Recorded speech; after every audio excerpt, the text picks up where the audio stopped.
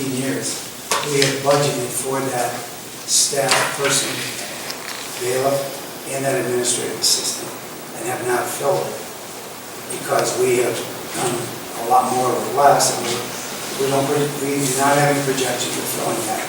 But I gotta have that filled depending on what's coming down the line with this new ignition interlock. I may have to hire somebody just to do that, but what we have been doing with every new law that's come out, I mean, is either do house arrest, ignition interlock, global tracking, GPS on domestic violence. I've been able to outsource that and make the defendants pay for that. So we've done that for the last 15 to 20 years, is outsourcing. If I did not outsource, I'd have to have 6 more people on staff. I can tell you, I understand your reasoning and what you said. What gives me pause is that our budget in the general fund from last year to this year is an overall increase of $892,000. Of that $892,000, we're experiencing $286,000 coming from the municipal courts. So that's concerning to me because it's disproportionate with the level of increase for the rest of the city. Now, you're moving one service from a non-general fund to a general fund that you haven't given, you know, $300,000 in raises, obviously. No, I don't think we're doing But it's anything. still quite a hit for the city to take, especially on the back of the levy that we just passed. And the kind of message it sends to our citizens is what concerns me. Are we really being as responsible and conservative as possible as we try to move out of this fiscal emergency that we're still not quite out of? I mean, we all know we're on a great trajectory. The commission seems to be recommending that we come out. We're still waiting from Yost to see if that's going to happen or not, but it gives me pause to see this much of an increase coming from one area, and that's my biggest concern. Is that directed to me? That wasn't really a question. I guess that's more of just a statement. Well, the statement is then, I'm a little concerned about the overtime that you pay in safety service forces then, because we don't pay any overtime.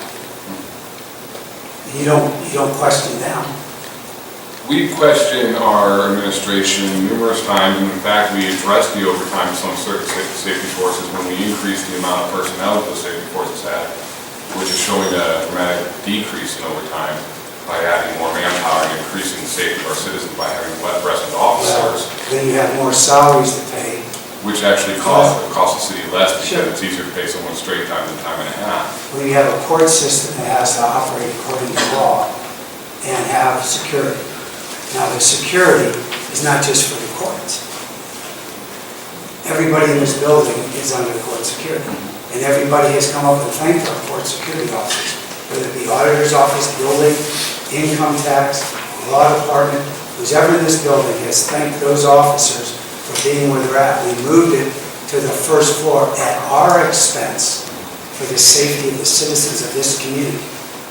So for you to question me and saying that we're doing a disproportionate increase of the state budget is not true. I didn't say you were necessarily being disproportionate. I was saying it was disproportionate compared to all the other increases. It's not disproportionate. It's the operate. Do you want a municipal court or not? That's not the question. Of course we want a municipal court, and even if we didn't want one, as we all know, we have to have one. So that's not the question. I'm just simply stating that you look at other departments and they don't have that kind of an increase. Your fellow only had a 1.3% increase over this past year. Other departments pay overtime. Other departments pay comp time. Other departments do other things that we don't. They leave at 4:30. We don't leave at 4:30. I'm not trying to be argumentative, Your Honor, but in all due But respect, it's an insult to the court and the people that work in the court that they can't have court security. and quite frankly, your line of discussion right now is an insult to other departments because they don't have a 49% increase in front of you. You do. That's good. It's court order. So unless you find it unreasonable, you have to fund it. And it's not unreasonable because you have to have court security, according to the Supreme Court. So once you find it unreasonable, then you can do what you want to. But right now, you're operating under a court order that you have to fund court security. I understand that. I also understand that, as you said, if we find it unreasonable, we can take our own action. I think Right.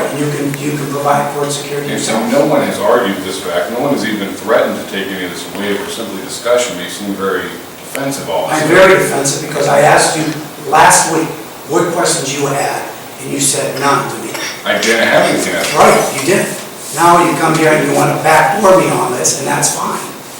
I'm telling you, I delivered this to you on August 11th, and now you want to ask me 2 weeks before the end of the year why it's this amount. It's this amount because we're obligated to provide court security.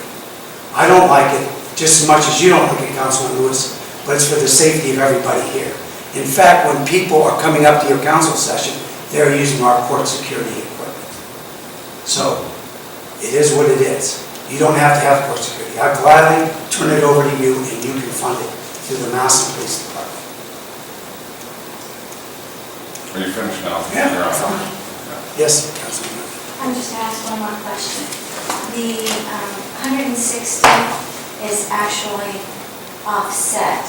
So the increase of the 224, the 160 is offset by another line item. So the only increase in your budget is the potential for the hire of a bailiff and a staff. That's not accurate. Oh, It's an offset, but it's offset by two different sources. One source is a non-general fund, and one source is. And the reason that matters is because the non-general fund are usually funded through alternative sources other than the municipal tax dollars that we collect, the 1.5% that we charge. 1.5% what we charge the citizens is what makes up our general fund. Anything that goes beyond the general fund is funded through other sources. So when you move one from a non-general fund account to a general fund account, you're impacting our ability to better budget and finance the citizens' money that they pay when they pay their